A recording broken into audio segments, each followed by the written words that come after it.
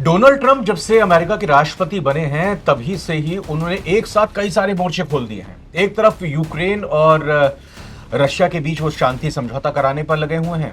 दूसरी ओर अगर बात की जाए इजराइल के पक्ष को वो आगे रखते हुए गजा पर इजराइल की बात कर रहे हैं। वहीं भारत को भी लगातार वो घुड़की दे रहे हैं टैरिफ लगाने की, और चाइना को भी आंखें दिखा रहे हैं। यूरोप के भी देशों को, यूरोपियन यूनियन को भी अमेरिकी राष्ट्रपति अपने तरीके से आंखें तरेर रहे हैं। वहीं दूसरी तरफ यमन के लाल सागर में हूतियों पर हवाई हमले कर रहे हैं। और सबसे बड़ी अब ताज़ा जानकारी और खबर ये आप देख भी रहे हैं कि किस तरीके से अमेरिका ने ईरान पर धमकी दी है और बाकायदा इसके लिए उसने अपने घातक B-2 बम वर्षक जहाज भी, हवाई जहाज भी तैनात कर दिए हैं जो कि परमाणु हमला करने में सक्षम है। ये विवाद अमेरिका का और ईरान का किस वक्त, अगर बात करें इस वक्त की, तो वो किस तरह दिशा में जाता हुआ दिखाई दे रहा है। ईरान भी चुप नहीं है, खामोश नहीं है। पिछले हफ्ते उसने अपनी पूरी मिसाइल फैक्ट्री दिखा दी और बता दिया कि आप आइए, हमला कीजिए, हम भी पूरी तरह से तैनात हैं, तैयार हैं। वो कौन सी वजह है जो अमेरिका और ईरान आमने सामने आ चुके हैं? ईरान किस तरह से रिटेलिएट करेगा? आज इसी पर चर्चा इस वीडियो में हम करेंगे। मेरे साथ अभिजात शेखर आजाद, हमारे सहयोगी, नवभारतटाइम्स.com पर आप अंतर्राष्ट्रीय खबरों से रिलेटेड इनके लगातार आर्टिकल्स भी पढ़ते हैं। अभिजात, बहुत बहुत स्वागत है आपका। अभी की स्थिति में अमेरिका और ईरान आमने सामने पूरी तरह से खुलकर आ चुके हैं। क्या कह रहे हैं ट्रंप ईरान को लेकर? बिल्कुल, देखिए, अमेरिका बहुत ज़्यादा सीरियस है ईरान को लेकर के, और हो सकता है अगर ईरान अमेरिका की शर्तों को नहीं मानता है तो हो सकता है कि जो ईरान के ऊपर में हमला करने से अमेरिका परहेज ना करे। नहीं, वो कौन सी शर्तें हैं? उसकी अमेरिका की शर्त साफ है कि आप जो परमाणु समझौता जो आपने किया हुआ था, आप उससे बैक आइए। लेकिन अमेरिका की शर्तें जो पिछली बार की, जो डोनाल्ड ट्रंप के शासन के समय में जो शर्तों को तोड़ा गया था, उससे पहले जब डोनाल्ड ट्रंप राष्ट्रपति थे। जी हाँ, दरअसल बेसिकली समझिए 2015 में ये समझौता हुआ था अमेरिका और ईरान के बीच में। इसमें कई सारे दूसरे ग्लोबल पावर्स भी थे, जैसे चीन भी थे, यूरोपीय देश भी थे, ये सब भी थे। 2018 में आकर के डोनाल्ड ट्रंप ने इस समझौते को तोड़ दिया था। इस समझौते का नाम था JCPOA। डोनाल्ड ट्रंप ने तोड़ा था? ईरान ने? डोनाल्ड ट्रंप ने तोड़ा था। इस समझौते से अमेरिका एक तरफा तौर पे बाहर आ गया था। डोनाल्ड ट्रंप का उस वक्त का ये कहना था कि जो समझौते की जो शर्तें हैं उसको ईरान मान नहीं रहा है। इसको वजह बता करके वो समझौते से बाहर आ गए थे। मतलब मोटा मोटी उसमें जो समझौता था उसमें यही था कि ईरान अपने परमाणु कार्यक्रम को रोक दे, मिसाइल वगैरह ना बनाए। लेकिन अभी जो है डोनाल्ड ट्रंप वापस चाह रहे हैं कि ईरान शर्तों में वापस बंदे समझौते पर बातचीत करे। इसके पीछे की सबसे बड़ी वजह यह है कि कई सारी यूनाइटेड नेशंस की रिपोर्ट तक में कहा गया है कि जो ईरान है वो अगले कुछ महीनों में, यानी साल डेढ़ साल के अंदर में परमाणु बम बना लेगा। अगर ईरान परमाणु बम वाकई में बना लेता है तो फिर इजराइल के लिए खतरे हैं। इसके अलावा सऊदी अरब का भी अमेरिका के साथ, खास करके डोनाल्ड ट्रंप के साथ काफी अच्छे संबंध हैं। सऊदी कभी भी नहीं चाहेगा कि ईरान के पास एक परमाणु हथियार हो। बिल्कुल, अगर हो गया सुन्नी देश, हो गया उधर शिया देश, और दोनों ही मुस्लिम कंट्रीज में वर्चस्व और असद की लड़ाई है और लंबे समय से चली आ रही है, तो ऐसा बिल्कुल सऊदी अरब नहीं चाहेगा।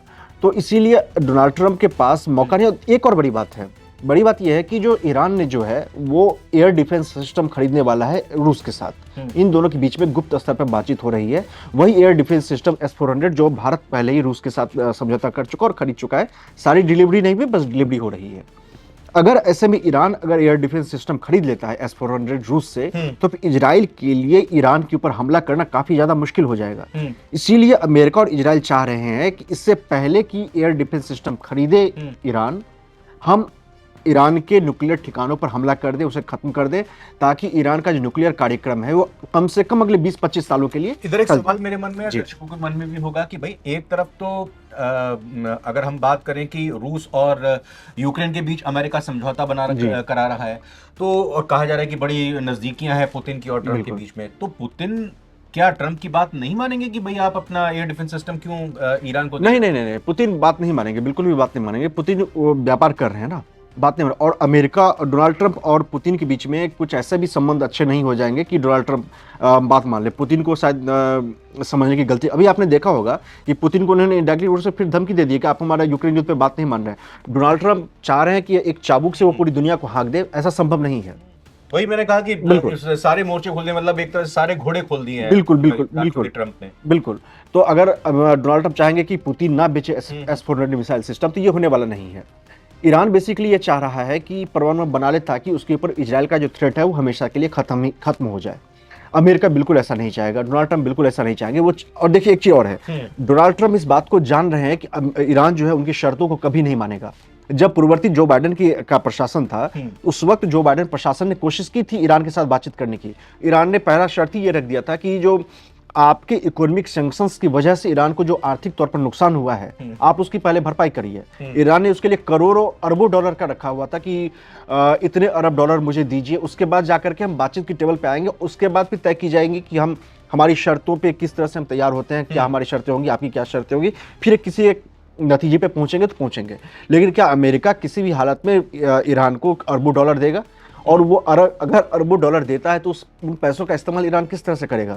डर तो ये भी है, जाहिर सी बात है, आप परमाणु बम नहीं बनाएगा, लेकिन ईरान के पास क्षमता तो है कि वो और अलग अलग हथियार बना इसी को लेकर अल्टीमेटम भी दिया गया 2 महीने का। जी हाँ। अब उस अल्टीमेटम में मेरे ख्याल से 4-4.5 हफ्ते का वक्त बचा हुआ है, 1 महीने का वक्त बचा हुआ है। मई के अंत तक अल्टीमेटम है ईरान के पास। डोनाल्ड ट्रंप इस बात को जान रहे हैं। क्या कहा है उस समय अल्टीमेटम में? अगर हमारी बात अमेरिका कह रहा है कि नहीं मानी ईरान ने, तो क्या कर देंगे? अमेरिका ने साफ कहा कि अगर ईरान हमारी बात को नहीं मानता है तो उनके न्यूक्लियर ठिकाने जो है, न्यूक्लियर स्थल जहां जहां पे परमाणु बम बनाता है, हम वहां पे हमले करेंगे। ईरान जो परमाणु बम बनाते हैं वो जमीन के अंदर में, पहाड़ी इलाकों में कई फीट, 40 फीट 50 फीट अंदर उनके स्थल बने हुए हैं, जो फैसिलिटी बने हुए हैं। डोनाल्ड ट्रंप ने साफ कहा कि अगर आप हमारी बात नहीं मानते तो हम उस पर हमले करेंगे। अब हमला करने के लिए उन्होंने डियागो गार्सिया जो आइलैंड है हिंद महासागर में, वहां पे उन्होंने B-2 बम्बरशक जो है अमेरिका के, उसको भेज दिया है। वो एक स्टील्थ बम्बरशक है और उसकी सबसे बड़ी खासियत है कि वो जो बहुत बड़े बड़े बम होते हैं, और जिन बमों को खास तौर पर जमीन के अंदर के फैसिलिटीज को डिस्ट्रॉय करने के लिए रखा हुआ है। हाँ, उसको मतलब उसको इसलिए से डिजाइन ही किया गया है कि वो बम जो ईरान के मतलब कई फीट अंदर, 40 से 50 फीट अंदर को ध्वस्त कर सके। उन बमों को गिराने की क्षमता B-2 बम्बर जो है उसमें है, जो तैनाती अमेरिका की तरफ से की। लेकिन ईरान भी तो चुपचाप थोड़ी बैठा है। ईरान को देखिए कि पिछले हफ्ते अपनी पूरी एक मिसाइल सिटी अंडरग्राउंड उसने दिखा दी, मारक क्षमता के वहां पर हथियार, और ये कहते हैं कि हम हर हफ्ते इस तरह के रिलीज करेंगे। तो वो तो कहीं से डर नहीं रहा, घबरा नहीं रहा, बैकफुट पर नहीं आ रहा। ईरान के पास जाहिर तौर पर, यकीनी तौर पर उसके पास मिसाइल्स हैं, नो डाउट मिसाइल्स नहीं है, लेकिन ईरान के मिसाइल के पास क्या इतनी ताकत है कि वो अमेरिका को चुनौती दे सके? बिल्कुल नहीं है। अमेरिका के पास एक से बढ़कर एक एयर डिफेंस सिस्टम है, जो कि ईरान के बैलिस्टिक मिसाइल हो या इंटरकॉन्टिनेंटल मिसाइल, हालांकि कहा जाता है कि उसके पास अभी तक नहीं है। ईरान कई बार दावा करता है कि उसके पास इंटरकॉन्टिनेंटल बैलिस्टिक मिसाइल भी है। फिर भी अमेरिका के पास ऐसी टेक्नोलॉजी है, उसके पास ऐसे एयर डिफेंस सिस्टम है जो ईरानी मिसाइलों को मार गिरा सकता है। अगर ईरान के पास अगर ऐसे मिसाइल रहते तो इजराइल को कब का परेशान कर चुका होता और इजराइल हमला करने की हिम्मत नहीं करता। जी हाँ, बिल्कुल। यानी कि भाई उसने अटैक एक रात में तो सैकड़ों हमले इजराइल पर किए ही थे। अब आपकी इस बात से 2 सवाल निकल कर आते हैं। आपने एक बात बताई कि हिंद महासागर पर अपने अमेरिका ने मिसाइल्स तैनात कर दिए, B-2 बम्बरशक वाहन वहां पर तैनात कर दिए। तो ये लड़ाई क्या ईरान की सीमित बस उसी एरिया तक रहेगी, हिंद महासागर तक ही रहेगी, या फिर ईरान कुछ और भी कर सकता है, कहीं और भी अटैक कर सकता है, अमेरिका को नुकसान पहुंचाएगा? और दूसरी बात, क्योंकि हिंद महासागर में तो जाहिर तौर पर इंडिया का जो कोस्टल इंटरनेशनल बॉर्डर है या भारतीय अंतरराष्ट्रीय बॉर्डर है वो भी नजदीक होगा, तो भारत तो क्या एहतियात बरतने की जरूरत है इसमें? नहीं, भारत का एहतियात, भारत के पास अपनी एयर डिफेंस सिस्टम है, भारत की तरफ आएगा नहीं। ईरान भारत के साथ अच्छे संबंध है ईरान के भी, तो भारत की तरफ ऐसा कुछ होगा नहीं। जहाँ पे जो कितनी दूरी है, मतलब जो जहाँ शायद करीब 1200 मील की दूरी है भारत के जो सबसे दक्षिणी हिस्सा है, चेन्नई के लास्ट में कोस्टल जो है, उससे करीब 1200 किलोमीटर की दूरी है जो इनका पूरा इलाका है। ईरान ये जो द्वीप है, अगर यहाँ से अमेरिका हमला करता है तो ईरान ने कह रखा है कि जो हम उस पर हमला करेंगे, उस द्वीप पे हमला करेंगे। ये ब्रिटेन के अधीन है फिलहाल ये द्वीप। हमले होंगे, भारत को इससे कोई फर्क नहीं पड़ेगा, युद्ध के तौर पर फर्क नहीं पड़ेगा, लेकिन ईरान के जो मिसाइलें जाएंगी अमेरिका उसको मारकर गिरा देगा। ईरान उस अमेरिका के उस ठिकाने को कोई डैमेज नहीं कर सकता। अमेरिका बैठा हुआ है अभी अपने इन विमानों को लेकर, जो कि कहें कि द्वीप है और वो इंग्लैंड के अंदर अधीन आता है। अमेरिका तो सीधा ईरान पर अटैक कर रहा है, तो ईरान क्या सिर्फ वहां पर जाकर नहीं, यहाँ हमला कैसे करेगा ये मैं आपको बता रहा हूँ। ये जो डियागो गार्सिया जो आइलैंड है, वहां से अमेरिकी बम्बरशक जो है B-2 बम्बर्स हैं, वो उड़ान भरेंगे ओके, और फिर जाकर के ईरान के जो जहां जहां पे उनके ठिकाने होंगे, जो अमेरिका ने पहले तय कर लिया होंगे कि यहाँ के 4 या 5 या 7 सिस्टम है नहीं उसके पास। ईरान के पास एयर डिफेंस कहा जाता है S-300 है, लेकिन वो उतने कामयाब नहीं है कि B-2 बॉम्बर स्टिल्थ है वो। आप स्टिल्थ को ऐसे ही आप अभी फिलहाल ट्रैक नहीं कर सकते हैं। तो उससे जो 4, 5 या 10 ठिकाने होंगे वहां पे B-2 बम्बर्स जो हैं वो बमबारी करेंगे। इससे जाहिर अगर अमेरिका ने बमबारी की तो इसमें कोई शक नहीं है कि ईरान के जितने भी परमाणु ठिकाने हैं पूरी तरह से ध्वस्त हो जाएंगे। अमेरिका के जो हथियार है, अमेरिका के जो बम है, उसका जवाब फिलहाल दुनिया में किसी के पास नहीं है। यूक्रेन युद्ध में हम देख चुके हैं कि थोड़े बहुत हथियार लेकर के यूक्रेन ने 3 सालों से रूस को पानी पिला रखा है। तो इसलिए अमेरिका टेक्नोलॉजी के मामले में अमेरिका से आप ईरान कहाँ तक बिल्कुल नहीं जा पाएगा। इसका एक और चीज़ है कि अगर अमेरिका वास्तव में ईरान के ऊपर हमला कर देता है, इसका मतलब समझ लीजिए कि ईरान की जो मौजूदा सरकार है, खामेनी एक सुप्रीम लीडर है, और उनकी जो पूरा एक सरकार की व्यवस्था है वो भी खत्म हो जाएगी। नहीं तो यानी इस्लामी शासन का भी अंत हो जाएगा। नहीं, ये हम मान के चले हैं कि भाई अभी 5 हफ्ते का करीब का वक्त बचा हुआ है। जी बिल्कुल। तो क्या 5 हफ्ते के वक्त का इंतजार करेंगे, इतना धैर्य, इतना सब्र रखेंगे ट्रंप?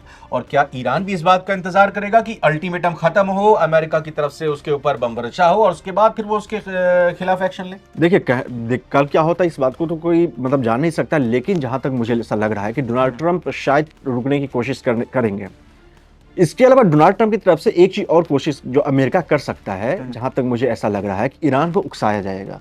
ईरान को आप किस तरह से उकसाएंगे? तो आप यमन में हुती विद्रोहियों पे हमला करेंगे। आप इजराइल ने ऑलरेडी, आपको पता है कि फिर से हमला इन्होंने शुरू कर दिया है करना हिजबुल्लाह के ऊपर में, लेबनान में। अगर हुती विद्रोही कमजोर पड़ता है, जो कि पहले से ही अब धीरे धीरे कमजोर होने लगे हैं ये सब, अगर हुती विद्रोहियों पे हमला होता है यमन में, इसका मतलब है कि लाल सागर का पूरा इलाका जो है वो ऑलरेडी सुरक्षित होने, फारस की खाड़ी से ईरान का दबदबा कंट्रोल कम होगा। तो ये ईरान को उकसाने के लिए किया जाएगा। अगर ऐसा होता है तो फिर ईरान बदले में आकर के क्या करेगा? तो हो सकता है यमन में या इराक में, जैसे ईरान पहले भी कर चुका है, इराक में अमेरिकी जो ठिकाने हैं, अमेरिकी जो सेना है, उनके जो बेसेस हैं, उस पर हमला करे। और डोनाल्ड ट्रंप को शायद एक मौके की जरूरत है, बहाना मिल जाए उनको। बिल्कुल एक मौके की जरूरत है। अभिजात सवाल ये भी मेरे मन में कि अब अगर अमेरिका और ईरान के बीच में ये मामला इतना आगे बढ़ता है तो रशिया और साथ ही साथ चाइना, वो क्या खामोश बैठकर मूक दर्शक बने हुए देखेंगे? जी हाँ, रूस बिल्कुल कुछ नहीं करेगा। रूस तो ऑलरेडी एक युद्ध में फंसा हुआ है। यूक्रेन युद्ध ऑलरेडी वो लड़ रहा है। युद्ध लड़ने नहीं आएगा, लेकिन कुछ भाई उनकी तरफ से रिएक्शन रूस अगर इतना ही बोल दे कि अमेरिका जो कर रहा है वो ठीक नहीं कर रहा है, नहीं रूस तो उसका इफेक्ट जो है वहां पे सीधा रशिया, रूस और उधर यूक्रेन की लड़ाई पर भी समझौता नहीं पड़ सकता है। देखिए, रूस जो खुद यूक्रेन युद्ध से बाहर निकलना चाह रहा है अपनी शर्तों के साथ, तो रूस बिल्कुल, चौधरी तो वो भी बनना चाहता है ना दुनिया का अपने आप। नहीं बनना चाहता है, रूस भले बनना चाहता है, लेकिन अगर ईरान के साथ अमेरिका की लड़ाई होती है तो रूस सिर्फ इतना कहेगा कि दोनों पक्ष शांति बनाए रखें, जो भारत का स्टेटमेंट होगा। और चाइना भी यही कहेगा, दोनों पक्ष शांति बना के। चाइना, देखिए कोई भी भारत या चाइना जैसे देश जो विकासशील देश हैं, जो अपने विकास कर रहे हैं, वो क्यों इस संघर्ष में पड़े? मैं देखिए, आप एक चीज ये समझना चाहूंगा, चाइना का जो सी रूट है, जहां से वो यूरोप के लिए अगर अपना जो जहां से आवाजाही करता है, एक्सपोर्ट करता है, इंपोर्ट करता है, वो हिंद महासागर के थ्रू ही होते हुए जाते हैं, अरब सागर से, हिंद महासागर से होते हैं। तो अगर ये डिस्टर्ब रहेगा तो इससे अमेरिका के, ये चीन के व्यापार पर भी तो असर पड़ेगा। नहीं, ये डिस्टर्ब अगर रहेगा तो ये ज्यादा दिनों के लिए तो पहले डिस्टर्ब नहीं रहेगा।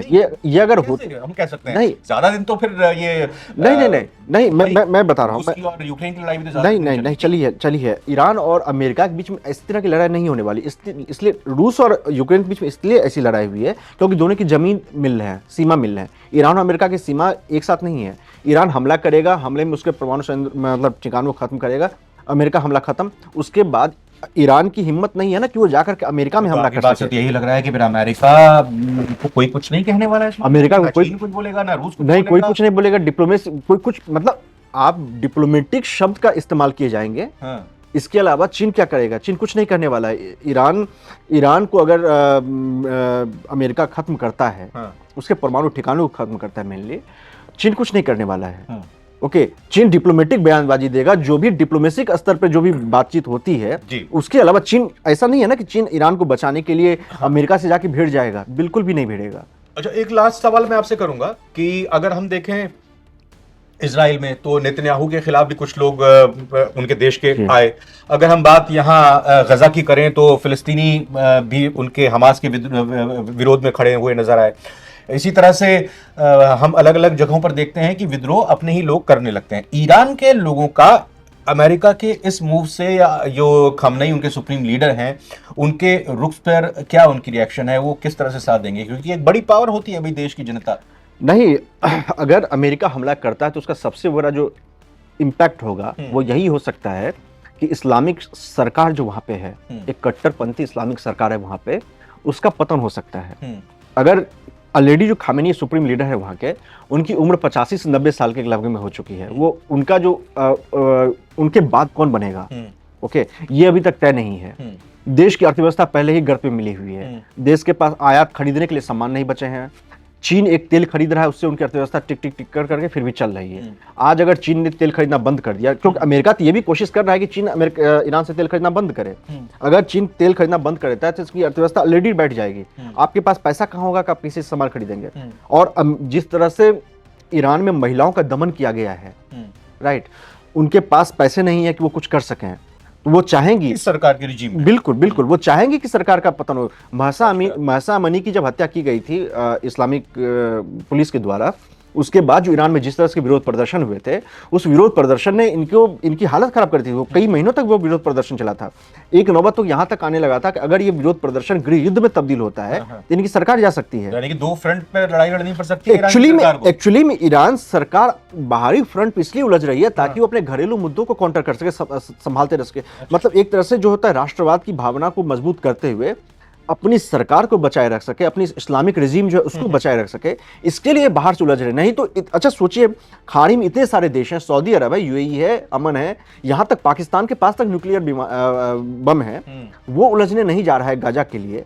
और ईरान क्यों चौधरी बना बैठा है कि वो जा रहा है बार बार युद्ध लड़ने के लिए, प्रॉक्सी बनने के लिए। एक तो ईरान का मकसद है कि सऊदी अरब को काउंटर करे, उसके अलावा है कि ईरान के अंदर जो स्थिति बन गई है, बहुत ही खराब स्थिति है। खाने पीने के सामान के लिए लोगों को संघर्ष करना पड़ता है। अमेरिका और ज्यादा अभी सैंक्शंस लगाने वाले हैं, तो इनकी हालत खराब। इसी से भटकाने के लिए ये इस तरह का काम करते हैं। इसको भटकाने के लिए ईरान अगर आतुर हो रहा है, बेचैन हो रहा है, तो इससे बेहतर कोई, मुझे लगता है कि फिर आपसे जो बातचीत की कि ट्रंप के पास भी बहुत बेहद मुफीद इस वक्त मौका बनता हुआ दिखाई दे रहा है। एक और सही मौके का ट्रंप इंतजार कर रहे हैं कि कोई गलती करे, कहीं कोई वो उकसावे की कार्रवाई के दौरान उलझ जाए, फंस जाए, ट्रैप हो जाए, ईरान एक बार एक हमला करे और उसके बाद फिर अमेरिका पूरी तरह से उसका सत्यानाश कर दे, नेस्तनाबूद कर दे, उनको घुटनों पर ला दे। फिलहाल की अगर स्थिति को देखें तो स्थिति तो विस्फोटक है, क्योंकि ईरान झुकने को तैयार नहीं है। उसने कह दिया कि हम हर लिहाज से मुंह तोड़ जवाब देने के लिए तैयार हैं, अपनी अस्मिता से किसी को भी खिलवाड़ करने नहीं दिया जाएगा। और ट्रंप तो लगातार कह ही रहे हैं परमाणु समझौता मानिए, नहीं तो हमले का इंतजार कीजिए। लगातार इस खबर पर अपडेट देते रहेंगे। फिलहाल आप लोग हमारे साथ जुड़े इस इनसाइड स्टोरी में। अभिजात, आपका बहुत बहुत धन्यवाद और हमारे दर्शकों का भी बहुत बहुत शुक्रिया। कमेंट करके बताइएगा किस तरह की खबरें आपको देखना और पढ़ना हमारे साथ अच्छा लगता है, बेहतर लगता है, और ये हमारी बातचीत कैसी लगी, हमारी कमियों को उजागर कर रही है, तो अगली बार और बेहतर तरीके से निकल कर सामने आएंगे। लाइक करेंगे तो ज्यादा से ज्यादा वीडियो लोगों तक पहुंचेगी। चैनल को नवभारत टाइम्स को सब्सक्राइब जरूर कीजिएगा। फिलहाल रविंद्र सिंह को इजाजत दीजिए। नमस्कार।